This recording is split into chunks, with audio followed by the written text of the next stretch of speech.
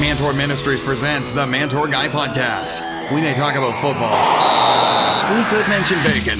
We might reference Rocky movies. We'll probably discuss the Mantour conferences, but we'll definitely talk about how to grow in our walk with God. Here's your host, the Mantour Guy, Jamie Holden.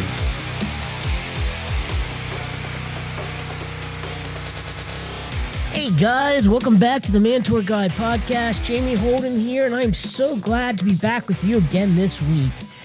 Well, today I'm going to share with you a little bit about a recent experience I had, and then I'm going to build on that with some more input for you guys. Well, recently, I woke up early in the morning, I rolled myself out of bed, I brushed my teeth, did the rest of my morning routine, and then I hit my Bowflex for my daily workout, before I jumped into the daily work that was awaiting me on my desk. And as I prepped the Bowflex for a vigorous workout, I flipped on a sports radio talk show program.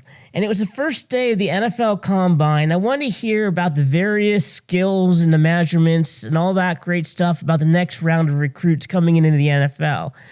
And it was a quarterback hand measuring day, which I honestly think is one of the stupidest stats when it comes to judging quarterbacks. It's so overhyped, and I just think it's ridiculous. So I turned it on to the show because I knew there's one show that I like to listen to, always made funny jokes about how ridiculous it was about not drafting a quarterback if his hand was 8 7/8 inch measurement instead of 9 inches.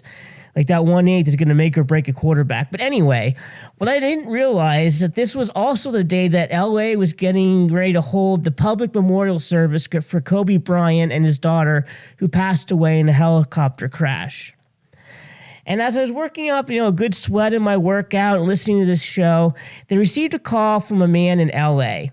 And as he spoke, I was arrested and captivated by what he said. He started off by thanking the host for the brevity and the jokes about the Combine because of how much he was hurting and mourning Kobe Bryant's death. And he appreciated the opportunity just to laugh a little. And he went on to say something that absolutely broke my heart. As I sat there working up a sweat, it broke my heart. It made me want to cry. He said that today was such a hard day for him because Kobe Bryant was the only man he ever idolized or looked up to in life. He was his only legend or role model. He didn't have a father in his entire life, and Kobe was that father figure he looked to. And it broke my heart to hear this. This man's only male influence and role model was a superstar he never met and only saw through the TV lens. Now, guys, I don't want to get into if Kobe was a good role model or not. That's totally irrelevant about what we're talking about in today's conversation.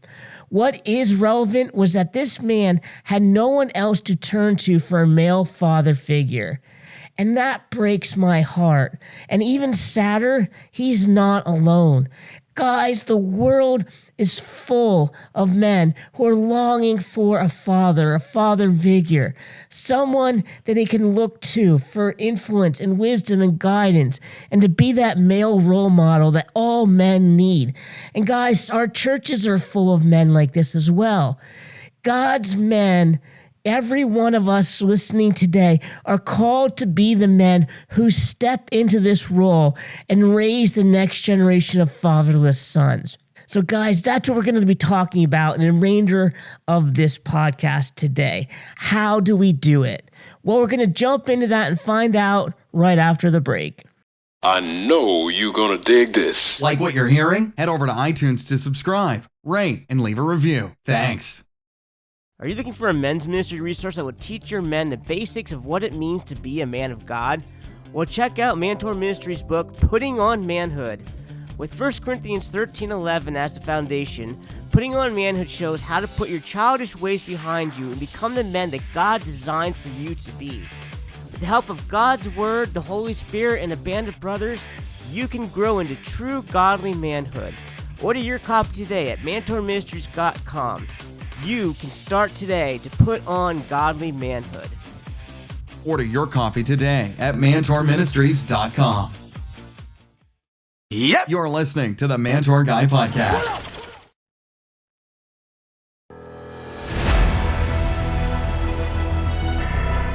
I will press on. I won't look back. I will go where God leads me. I will lead my family. I will reach the lost. I will overcome my weakness. Whatever it takes. I know it doesn't get easier, but I will get stronger. Whatever it takes. I will run the race to win the prize. To hear God say, "Well done, good and faithful servant." Well done, good and faithful servant. Well done, good and faithful servant. I will be the man that God created me to be. Whatever it takes. Whatever it takes. Whatever it takes. In 2020, Mantour Ministries proudly presents Whatever It Takes. For Mantour conference dates and locations, visit mantourministries.com. Listen to the Mantour Guy Podcast on the go via Apple Podcast and Google Play. Thanks. Hey guys, Jamie Holden here, the Mantour Guy. And so often men tell me that they can't afford to use Covenant Eyes. And my immediate response back is, dude, you can't afford not to use Covenant Eyes.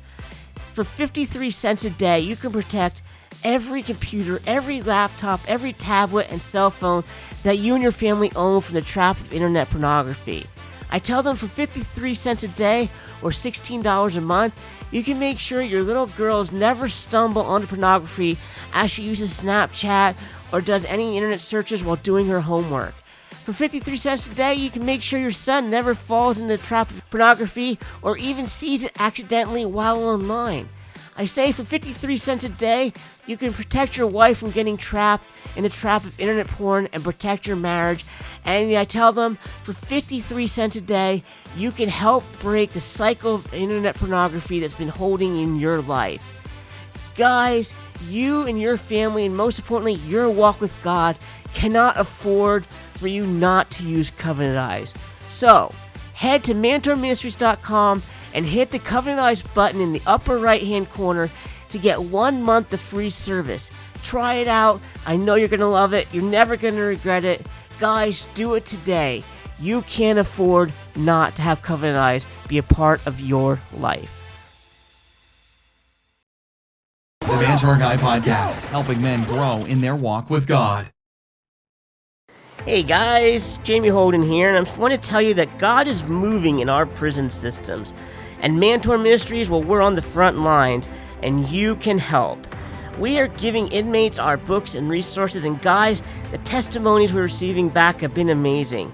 One person reported that they had 30 men gathering, and 25 of them were delivered and set free from anger.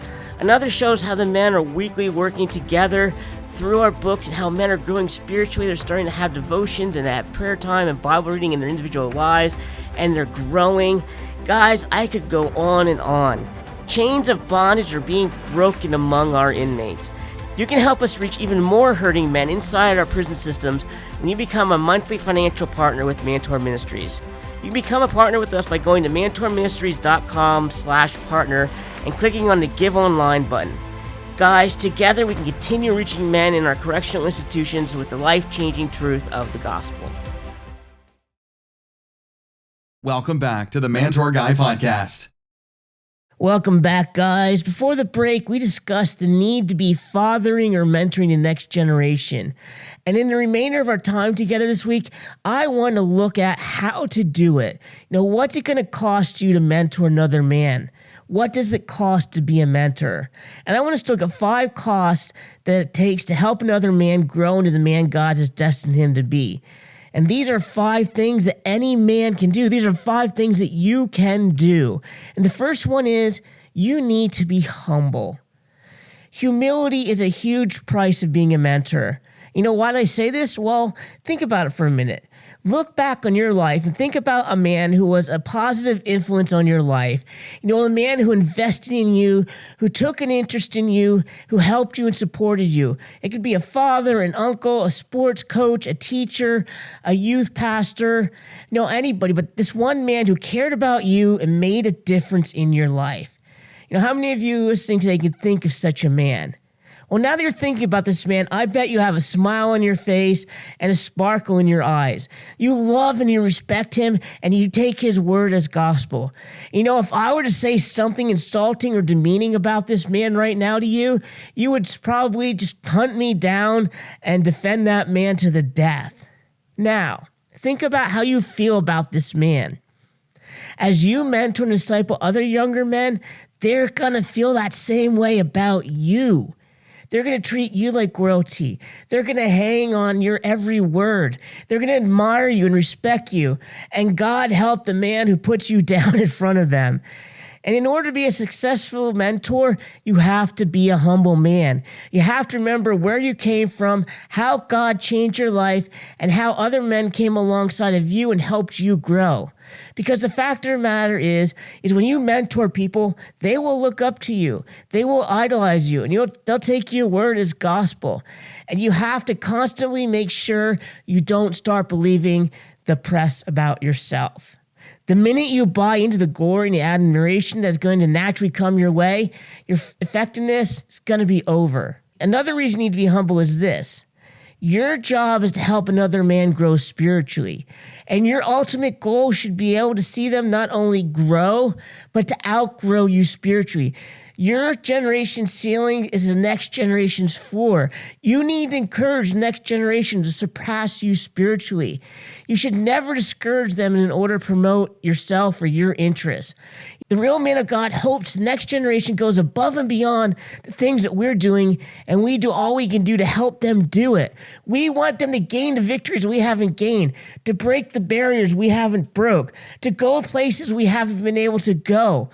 You know, we need to beam with pride when we see them conquer spiritual mountains that we aren't able to conquer. And that's why you need a humble spirit. You need to be willing to do that. Humility is huge in order to be a mentor.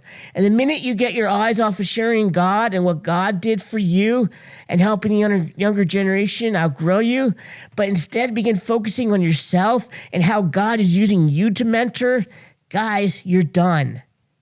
But because God can't use you, he won't share his glory with anyone. So humility is the biggest cost of being a mentor. Another huge cost is you gotta be vulnerable. Guys, you need to be vulnerable, and I hear all God's men say, yuck. But guys, vulnerability, it's a tough one for us men. It almost sounds like a chick word, but trust me guys, it isn't. We need to be willing to be vulnerable and share areas of ourselves that we probably would prefer no one knows about. And in order to properly mentor a man, you need to be willing to share with them not only your strengths that they can emulate, but the weaknesses they can avoid, the weaknesses they must avoid. I'll go as far as to say it's more important to do the latter. You know, if I'm driving down a road and I hit a huge pothole causing my tire to go flat, I would be sure to tell the traveler on the same road to watch out for that pothole because I don't want them having the same flat tire I got. So why wouldn't I do that for a guy walking down a spiritual road? If I know that accumulating massive debt caused me to not be able to fully accomplish the mission God called me to do, why wouldn't I want another man to avoid debt so he can do what God calls him to do? If I know that unresolved anger turned to rage and abuse in my life and it severed many relationships before God set me free, why wouldn't I encourage another man to resolve their issues before they destroyed their relationships end up where I went? I mean, sure, I get it. It's humiliating to share these areas of our past, our failures, but we're not called to live lives of prestige, comfort, and have a great reputation. We are called to make disciples. It's about God, not us. And out of thankfulness to God for all that he sets us free from, we need to be willing to be open and vulnerable and help others avoid the traps that we fall into. No man should have to learn the hard way. Why should they have to learn the hard way? Why should they have to experience the same hurt, pain, and heartache that we already face when we know the way to avoid it? And the only way we can help them is if we're vulnerable and we share those weaknesses so that they can become another man's strength. All right, guys, the next one. You need to be willing to serve. True discipleship stems from a heart of service. God never has called anyone to be a master. I'll say that again. God never called anyone to be a master. He called us all to a life of servanthood. And we need to be willing to give of our time and our attention. I have been blessed to have men mentor me who have strong servant's heart. My current mentor is constantly demonstrating to me what it truly means to serve. He is a man who, because of his position, should never have to lift a box or move chairs or do anything like that. But time and time again, I have seen him do these things.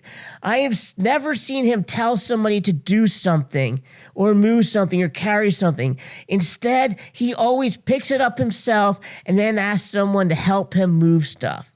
That is just such an excellent example of the heart to serve. And I am so thankful to God for the men he has used in my life to help me grow spiritually. And as I look at these men, one trait I see in all of them is a heart of service. They give their time and their resources to serve and to help me grow. And now I strive to live a life serving other men for the same goal so I can see them grow. So if you want to become a mentor, if you want to be a master, you want to be the boss, if that's your heart's attitude, God's not in that. God has always called mentors to a life of serving. Next, you need to be thick-skinned.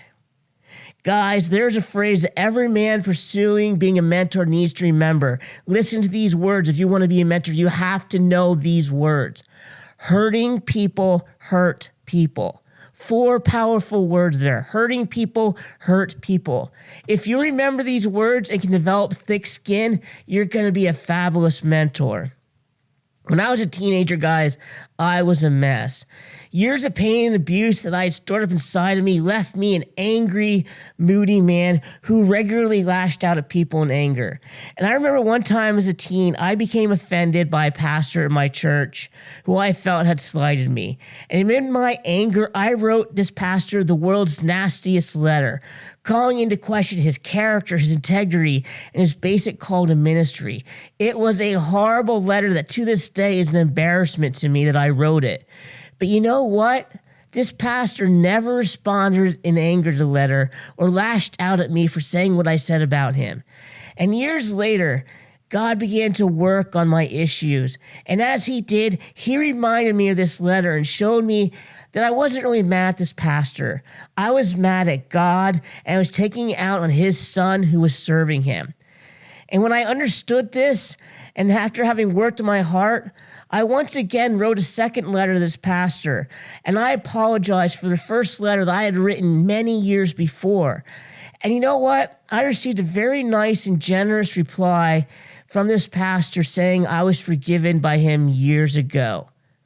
This pastor knew that hurting people hurt people, and he saw past the attack to the pain behind it. All right, now fast forward a few years later, and I'm now the minister working with hurting people. And you know, one day a guy I'm ministering to comes in and he says to me, I need to ask you to forgive me for hating you. And I'll tell you what, I was floored. I had no idea this guy was even angry with me, and here he is telling me he hated me. But he didn't stop there. He went into great detail saying things like, I really can't stand you. I thought you were the worst Christian. I don't think you had any right to be ministering to others, and I didn't want to be anywhere around you. I really, really, really hated you. And let me tell you what, guys.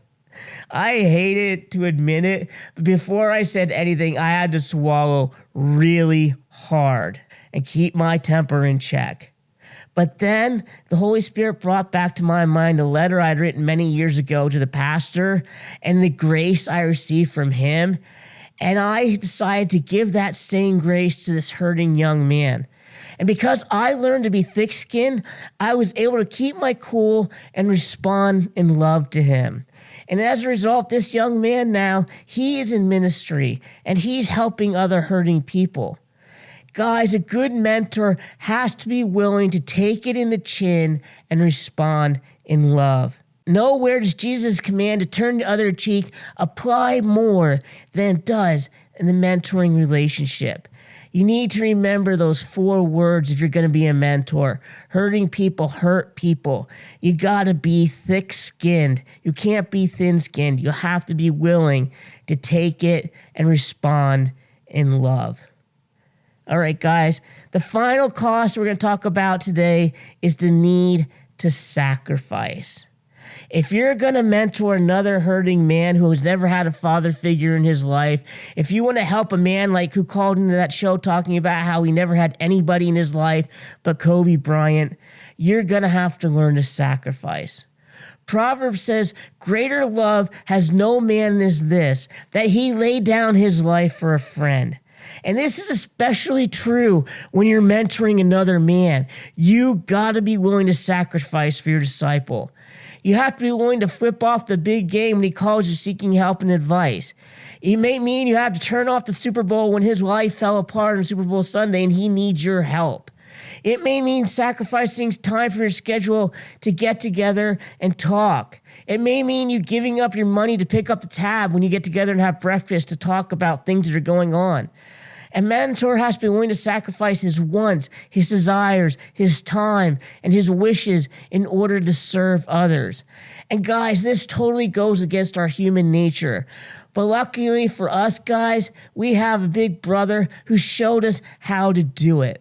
Because Jesus sacrificed everything for us. He sacrificed his majesty in heaven, sitting at the right hand of the Father when he came down to earth in bodily form. He sacrificed every waking minute of the day, serving others, reaching out to the lost and doing ministry.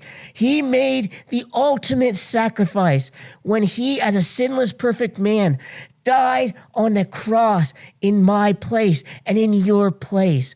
Jesus literally put on manhood and went and became flesh and dwelt among us. And his entire life was geared to sacrifice and serving for others. Guys, he wants us to do the same. So there we have it, guys.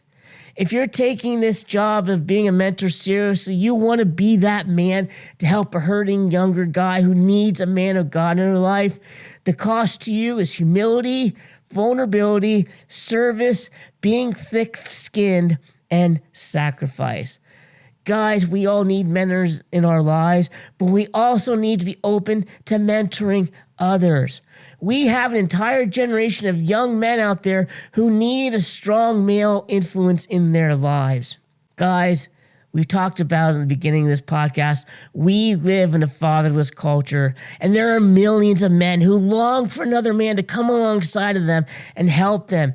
Men who will be vulnerable with them and share their own weaknesses. They want men who are willing to sacrifice for them.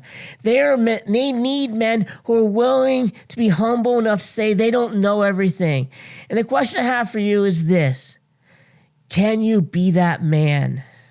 The Mantour Guy's final thought. So after hearing today's podcast, guys, some of you are probably thinking, I want to be a man who loves God and serves him wholeheartedly. I want to reach other men and help them in their walk with God. But I'm still not sure I can. I didn't grow up around strong, godly men myself who could show me what it means to love and serve God.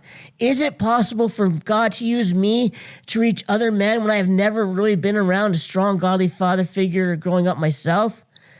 Guys, the answer is yes. God can use you.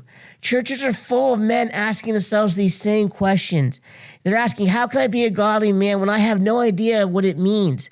To be a man who grew up with a godly male role model, guys, it's no longer the norm.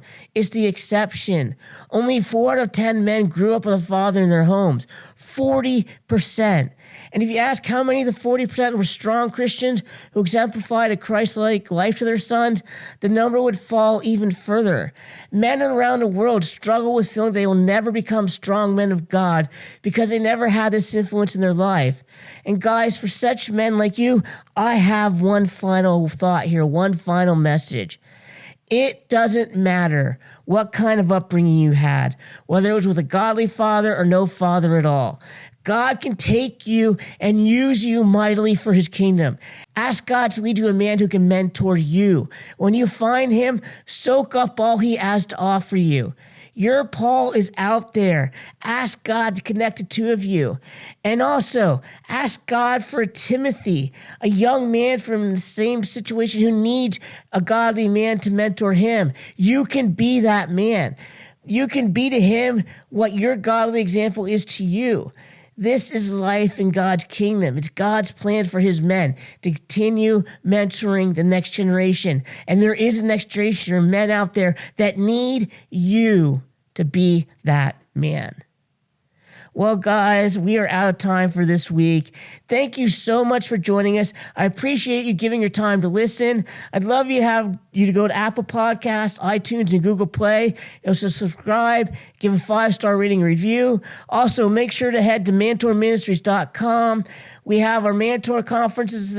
We have a few remaining events left for this year. Check them out, the dates, location, the speakers. Also, check out our books, our resources, our monthly newsletter. You can also read the first chapter of Whatever It Takes, our brand new resource, for free at MantourMinistries.com. So check out the website, guys.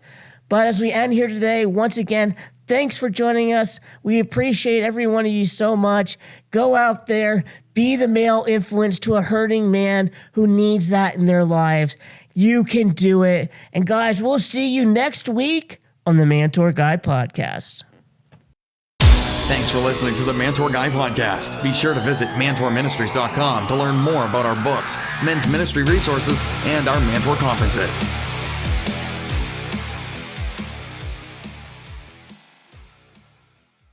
Hey guys, Mantour Guy Jamie Holden here. Are you looking for a speaker at your church or for your men's breakfast, or your next men's event, men's retreat, or men's conference?